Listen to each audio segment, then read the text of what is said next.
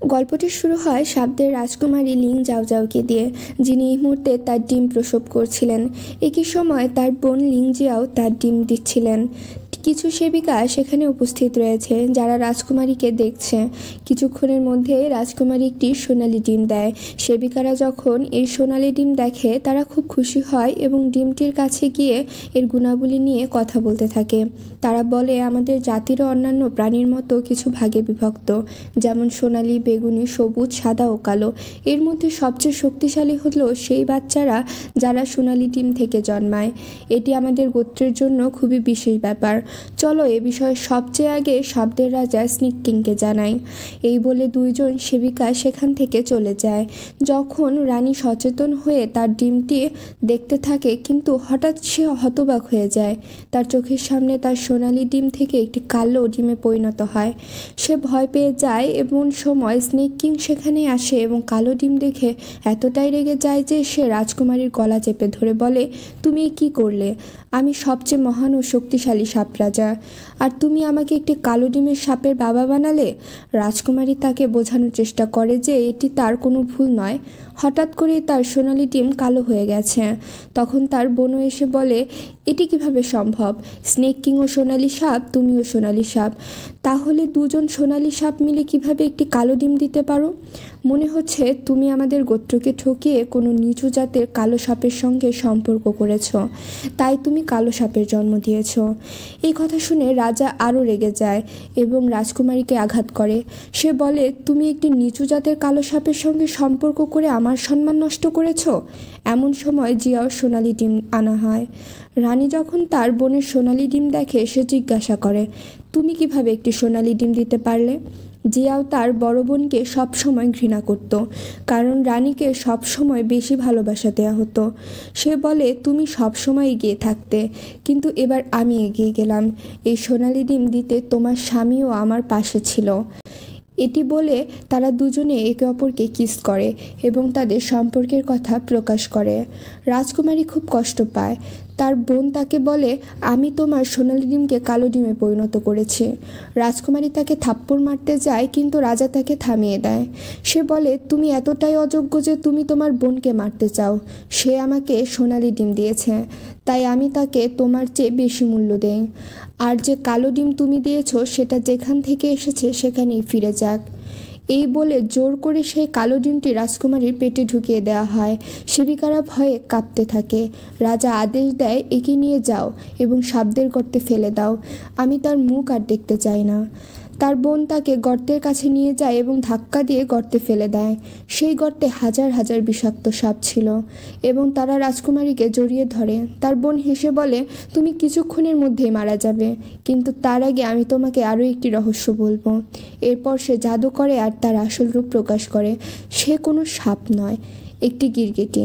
রাজকুমারী বলে, এটি জীবনে তোমার দুজনেই আমাকে অনেক কষ্ট দিয়েছ, কিন্তু যদি আমার আরেকটি জন্ম হয় আমি তোমাদের রক্তের অশ্রু ফেলাবো। এই বলে সে মৃত্যুবরণ করে, কিন্তু পরক্ষণে সে চোখ খোলে। সে দেখে যে সে পুনর্জন্ম নিয়েছে এবং 18 বছর বয়সে ফিরে এসেছে। যখন দুজন বোনই তাদের জীবনসাথী বেছে নেওয়ার সুযোগ পায়, রানী বুঝতে পারে যে ঈশ্বর তাকে আরেকটি সুযোগ দিয়েছে যাতে সে তার প্রতিশোধ নিতে পারে। সে ভাবে, আমি আমার বোনের সাথে কিভাবে প্রতিশোধ নেব। এরপর তাদের গুরু আসেন এবং বলেন, তোমাদের মধ্যে যে সোনালি ডিম দিবে সে স্বর্গের দেবী হয়ে যাবে এবং সবাই তাকে পূজা করবে। সবাই ভাবে যে যাওই সোনালি ডিম দেবে, কারণ সেও সোনালি ডিম থেকে জন্মেছে। কিন্তু তার বোন এসে বলে, তোমাদের জন্য আমি খুব খুশি। তোমরা এই অনুষ্ঠানের দরকার নেই, কারণ আমরা সবাই জানি তুমি সোনালি ডিম দেবে। যাও তাকে থাপ্পড় মারে এবং বলে, তুমি কি চাও যে আমি আমাদের পূর্বপুরুষের নিয়ম ভঙ্গ করি? গুরু একটি 7 রঙের পদ্ম নিয়ে আসেন এবং এর মাধ্যমে তারা তাদের গোত্রের রানীর আত্মা ডাকেন। একটি ছোট্ট সোনালি সাপ বেরিয়ে আসে এবং প্রথমে জিয়ার দিকে যায়। জিয়াও খুব খুশি হয়, ভাবে সে সেই সোনালি ডিম দেবে। কিন্তু হঠাৎ সোনালি সাপ যাওয়ের দিকে যায় এবং তার শরীরে প্রবেশ করে। সবাই বুঝে যায় যে যাওই সোনালি ডিম দিবে।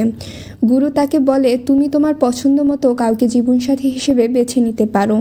যাও পেছনে তাকায় এবং সব সাপদের দেখে ভাবে, আমি কাকে বেছে নেব? গরু তাকে বলে, যদি তুমি সমস্যা না থাকে আমি তোমার জন্য একজনকে খুঁজে দিতে পারি।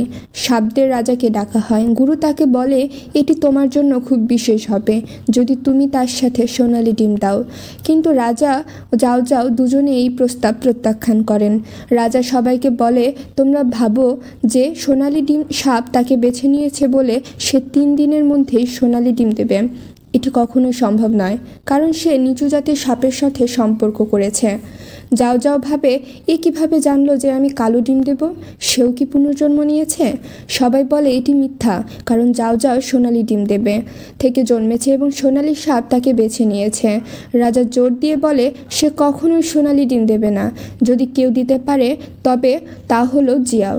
যাও যাও নিশ্চিত হয় যে রাজাও পুনর্জন্ম নিয়েছে এবং তাই সে তার সাথে থাকতে চায় না।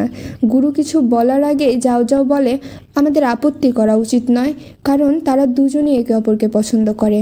ভালো হবে যদি তারা একসাথে থাকে। গুরু তাদের আশীর্বাদ করেন এবং বলেন, তোমরা একসাথে থাকতে পারো, কিন্তু 3 দিনের মধ্যে আমাদের সোনালি ডিম চাই। গুরু চলে যাওয়ার পর জিয়াও তার বোনকে অপমান করতে থাকে। সে বলে, তোমরা কি হবে এখন? আমি তোমার জীবনসাথীকে কেড়ে নিয়েছি। যাও যাও বলে, এটি কখনোই আমার জীবনসঙ্গী ছিল না, এটি তো ফেলে দেয়া আবর্জনার মতো, তুমি এটা রাখো। জিয়াও হেসে বলে, আমি জানি তুমি ভেতর ভেতর রেগে আছো, কিন্তু ভান করছো যে কিছুই হয়নি। তোমার চিন্তা করার দরকার নেই, কারণ সোনালি ডিম আমাকেই দিতে হবে, না তোমাকে। তার উপহাস করে বলে, একটা বিষয় ভুলো না, সোনালি সাপের আত্মা তোমার ভেতরে আছে। যদি 3 দিনের মধ্যে তুমি সোনালি ডিম না দাও তুমি মারা যাবে, তাই তাড়াতাড়ি কাউকে খুঁজে নাও। পরবর্তী পার্ট দেখার জন্য চ্যানেলটি সাবস্ক্রাইব করে রাখবেন।